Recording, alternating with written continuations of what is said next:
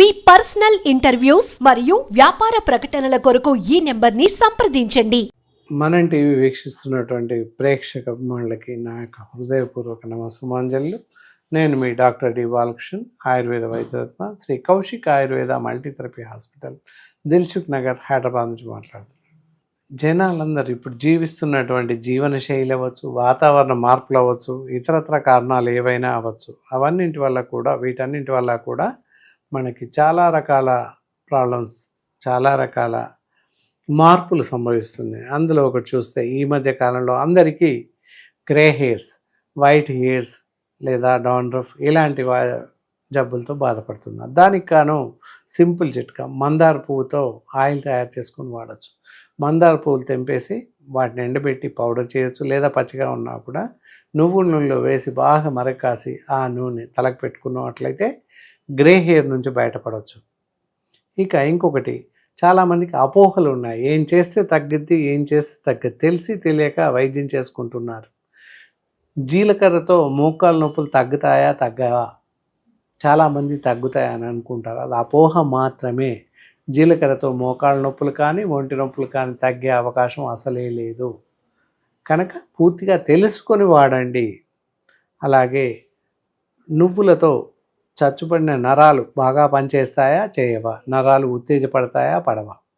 అంటే కొంతవరకు ఎముకల పుష్టి, ఖండ పుష్టి జరుగుతుంది. నరాలపైన కూడా కొంత ప్రభావం చూపిస్తాయి. ఆహారంలో నువ్వుల్ని తీసుకోవడం శ్రేయస్కరం. షుగర్ లేని వాళ్ళు అయినట్లయితే నువ్వు ఉండలు ఉదయం ఒకటి, సాయంత్రం ఒకటి, నువ్వులు బెల్లం కలిపి ఈ మాత్రం ఉండలు ఉదయం సాయంత్రం తిన్నట్లయితే కాల్షియం, ఐరన్ ఇలాంటివి పెరిగే అవకాశం ఉంటుంది. రక్తం ఇతోధికంగా తయారవుతుంది. ఫోలిక్ యాసిడ్, కాల్షియం కూడా ఉద్భవిస్తుంది. తద్వారా ఒంటి నొప్పులు తగ్గే అవకాశం ఉంటుంది. మిరియాలు తాగినట్లయితే నరాలు పనిచేస్తాయా, నరాల మీద ఏదైనా చక్కగా పనిచేయడానికి అవకాశం ఉందా అని ఒక ప్రేక్షకుడు అడుగుతున్నాడు. మిరియాలు తాగినట్లయితే నరాలపైన ఎలాంటి ప్రభావం చూపించవు. మిరియాల పౌడర్ టీలో తాగడం లేదా నీళ్ళలో తాగడం ఇలాంటివి చేస్తుంటాము. మిరియాలు తాగడం వల్ల ఎలాంటి న్యూరలాజికల్ డిజార్డర్స్, నరాల జబ్బులపైన పని చేయవు. జాగ్రత్తగా గమనించండి. తిమ్మిర్లు వస్తాయి లేదా నరాలు చచ్చుబడినట్లు అనిపిస్తే మిరియాలు తాగుతూ ఉంటారు కొంతమంది, కానీ తాగకూడదు. ఇంకొకటి, కరేలా జ్యూస్, కాకరకాయ రసం కానీ ఆకు రసం, కాయల రసం చాలామంది ఈ మధ్య తాగుతున్నారు. షుగర్ తగ్గిద్దని చెప్పేసి అనుకుంటూ ఉన్నారు. మరి ఎంతవరకు నిజం? తగ్గుతుందా తగ్గదా అని చూస్తే కొంతమందిలో కొంతవరకు తగ్గుతుంది. అలా కాదు, ఒక 5-6 ఆకుల్ని తీసుకొని వాటిని పరిశుభ్రపరిచి కొంత ఎక్స్ట్రాక్ట్ కషాయంలాగా తయారు చేసుకొని, అంటే ఒక గ్లాస్ నీళ్లు వేసుకొని ఆకులది పసరు తీసేసుకొని ఒక గ్లాస్ నీళ్లు వేసి బాగా మరిగించేసి అరకప్పు అయ్యాక రోజు ఉదయం సాయంత్రం భోజనానికి ముందు తాగితే కొంతమందికి మాత్రమే మధుమేహం కంట్రోల్లో ఉంటుంది. అంతే తప్ప పూర్తిగా తగ్గుతుంది అని చెప్పడానికి లేదు. కాబట్టి గమనించే ప్రార్థన. అందరూ తగ్గింది, పక్కింటి వాళ్ళకు నాకు తగ్గిద్ది అనుకోవడానికి లేదు. శరీరాన్ని బట్టి, వారి బాడీ తత్వాన్ని బట్టి కొంతమందికి పనిచేస్తుంది, కొన్ని వేళల్లో, అన్ని వేళల్లో పనిచేయదు. ఇంకొకటి, మెంతుల్ని నానబెట్టేసి ఒక 2 చెంచాల వరకు నానబెట్టేసి ఉదయం మెంతులతో పాటు ఆ నీటిని తాగుతూ ఉన్నట్లయితే షుగర్ కంట్రోల్ అవుతుందా, అవదా? కంట్రోల్ అవుతుంది. అది కూడా చాలా తక్కువ మందికి కంట్రోల్ అవుతుంది. అలా నిరవధికంగా రోజు చేస్తూ ఉండాలి పద్ధతి ప్రకారంగా. ఉదయం ఖాళీ కడుపుతో మెంతులు నీటితో పాటు అలాగే తాగేసి అరగంట తర్వాత ఉదయం బ్రేక్ఫాస్ట్ చేయాలి. అలాగే రాత్రి కూడా ఈ మెంతులు నీరు తాగాక అరగంటకి భోజనం చేయాల్సిన అవసరం ఉంటుంది. ఇలా నిరవధికంగా చేస్తూ ఆహారంలో మార్పులు కూడా చేసుకోవాల్సిన అవసరం ఉంటుంది. అలా చేస్తే కొంతమందిలో మధుమేహం కంట్రోల్లో ఉంటుంది, షుగర్ కంట్రోల్లో ఉంటుంది. అది అందరికీ ఉంటుంది అని చెప్పలేము, అలాగే అన్ని వేళల్లో కంట్రోల్ ఉంటుంది అని చెప్పలేము. తగ్గుతుంది, కానీ కొన్ని సందర్భాల్లో తగ్గదు. ఎందుకంటే మా నివేదికలు చాలా మటుకు చూసాం. ఒకనొకప్పుడు ఒక 10 సంవత్సరాల క్రితం మెంతి పౌడర్ తింటే తగ్గింది. సేమ్ అదే వ్యక్తికి మళ్ళీ మెంతి పౌడర్ ఎలా ఇచ్చినా తగ్గట్లేదు. సో అందుకని గమనించాల్సిన అవసరం ఉంటుంది. ఇంకొక అనుమానం, దాసిన చెక్క, సినామిన్ పౌడర్, చెక్క అంటే అందరికీ తెలుసు. చెక్క పౌడర్ తీసుకోవడం వల్ల అంగస్తంభన జరుగుతుందా లేదా? జరగదు. ఇది అపోహ మాత్రమే. మలబద్ధక సమస్యకి హోమ్ రెమెడీ. చాలామంది మలబద్ధక సమస్యతో బాధపడుతుంటారు. మలబద్ధకం వల్ల ఏంటంటే అజీర్తి వ్యాధులు, ఇంటెస్టైనల్ డిజార్డర్స్ రావడానికి అవకాశం ఉంది. అలాగే ఇంటెస్టైనల్ పాలిప్స్ రావడానికి అవకాశం ఉంది. మూలల వ్యాధి రావడానికి అవకాశం ఉంటుంది.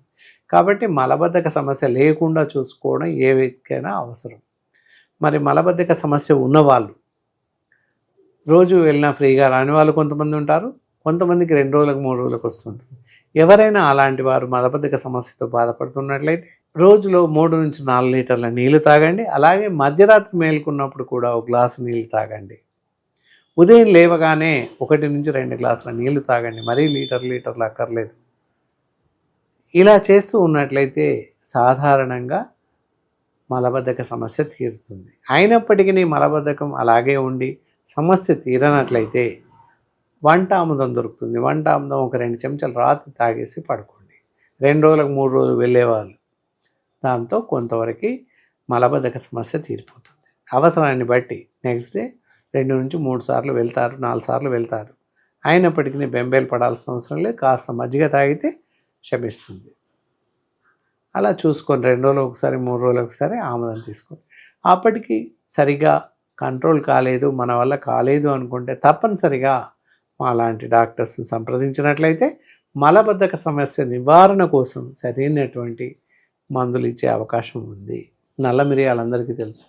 దాంతో కంటి చూపు పెరుగుతుందా అని చెప్పేసి కొంతమందికి అనుమానం ఉంది, అపోహ ఉంది. కాకపోతే మిరియాలతో కంటి చూపు పెరిగే అవకాశం ఏమాత్రం లేదు. దయచేసి కంటి చూపు తగ్గుతున్న వాళ్ళు మిరియాలని వాడకండి.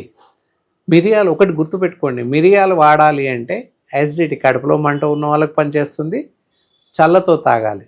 అలాగే జలుబు రొంప ఉన్న వాళ్ళు మిరియాల పాలు టీ తాగినట్లయితే పనిచేస్తుంది. ఇతరత్ర దేనికి మిరియాలు పనిచేయవు. బాగా గుర్తుపెట్టుకోండి.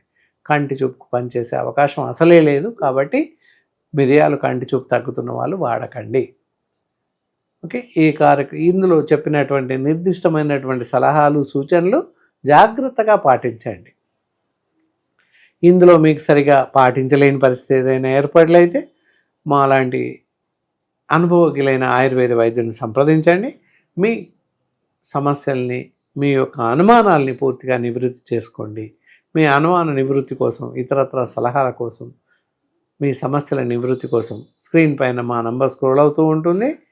మాతో నేరుగా సంప్రదించి మీ అపోహల్ని నివృత్తి చేసుకునే అవకాశం ఉంది.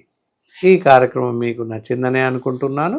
మళ్ళీ మరో కార్యక్రమం ద్వారా మీ ముందుంటాను. సెలవు.